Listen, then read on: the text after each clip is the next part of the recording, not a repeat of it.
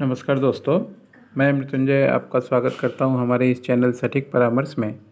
और आज देखिए हम लोग आईसी कोड के ऊपर बात करने वाले हैं कि अगर आप एक्सपोर्ट इंपोर्ट का बिज़नेस करना चाहते हैं तो उसके लिए जो लाइसेंस बनता है IC code, export import code, उसमें क्या क्या डॉक्यूमेंट्स आपको चाहिए होगा ताकि आप अपना ये लाइसेंस बना पाएँ और अपना व्यापार कर पाएँ। चाहे कोई भी बिज़नेस करते हो आप, फल का हो, सब्जी का हो, ज्वेलरी का हो या राइस का हो, अनाज का हो या मशीनरीज़ हो या दवा हो, कोई भी चीज़ अगर आप बाहर भेजेंगे तो आपको ये लाइसेंस चाहिए होगा।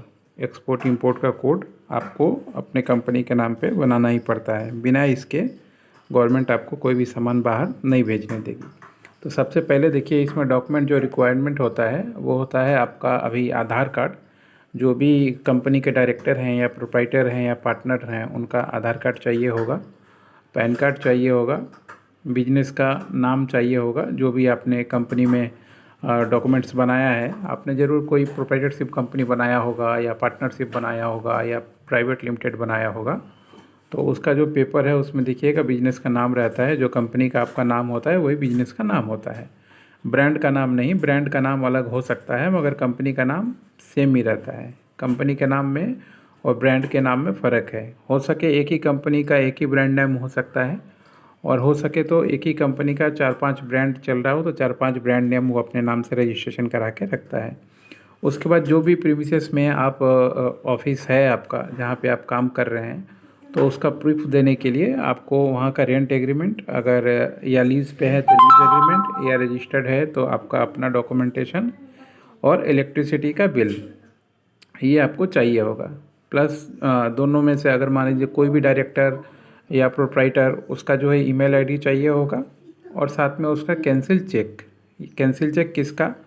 अगर आप मान लीजिए कंपनी चला रहे हैं तो आपका करंट अकाउंट होना चाहिए। कंपनी खोलने के बाद आपको करंट अकाउंट खोलना पड़ता है और जो करंट अकाउंट आपने कंपनी के नाम से खोला हुआ है उसी कंपनी के नाम से कैंसिल चेक चाहिए होता है। अब कैंसिल चेक अगर किसी को नहीं पता हो कि कैसे चेक को कैंसिल करके दिया जाता है, तो हम किसी वीडियो में चेक को कैंसिल करके दिखा देंगे कि किस तरीके से कैंसिल चेक किया जाता है। क्योंकि बहुत से लोग नए हैं, तो जो पुराने हैं उनके लिए बहुत बड़ी कोई इशू नहीं है, वो तो रोज़ करते हैं। मगर जो नए बिजनेसमैन हैं उनके लिए छोटी छोटी चीज़ें भी बहुत मायने रखती हैं।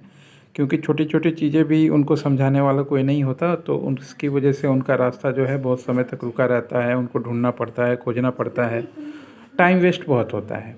इसीलिए प्रोफेशनल सर्विस या प्रोफेशनल लोगों की सर्विस लेने से नए बिजनेसमैन को क्या है, उनका एक्सपीरियंस उनको मिल जाता है जो उनका पैसा, समय और बिजनेस दोनों को आगे बढ़ाता है। इसके साथ आपको नेचर का बिजनेस देना होगा कि नेचर ऑफ बिजनेस आपका क्या है, आप क्या कर रहे हैं। जैसे हमने कुछ देर पहले बताया, अगर आप ज्वेलरी में हैं तो ज्वेलरी एक्सपोर्ट करेंगे, तो ज्वेलरी ट्रेडर हैं या ज्वेलरी मैन्युफैक्चरर हैं, ये आपको देना पड़ेगा। अगर मान लीजिए आप गारमेंट्स भेज रहे हैं तो गारमेंट्स के ट्रेडर हैं या मैन्युफैक्चरर हैं, ये देना पड़ेगा। अगर मान लीजिए आप एफएमसीजी प्रोडक्ट भेज रहे हैं तो ट्रेडर हैं या डायरेक्ट प्रोसेसिंग यूनिट आपने बैठाया हुआ है, ये सारा डिटेल आपको देना पड़ता है गवर्नमेंट को। तभी गवर्नमेंट जाके उसके ऊपर डिपेंड करके उसका जो एचएस कोड है उसके अनुसार आपको लाइसेंस इशू करती है। ऐसा जो सर्टिफिकेट आपको दिख रहा है, ऐसा सर्टिफिकेट आपको दिया जाता है। इसमें आपका कंपनी का नाम, कंपनी का एड्रेस, आपको इशू किया हुआ कोड, ये सारा कुछ रहता है। और अभी आधार आने से क्या हो गया है, आधार से तुरंत वैलिडेट हो जाता है कि चीज़ जेन्युइन है कि नहीं। गवर्नमेंट भी चेक कर लेती है ओरिजिनल और डुप्लीकेट। तो अगर आपको ये काम करवाना हो तो आप हम लोग से संपर्क कर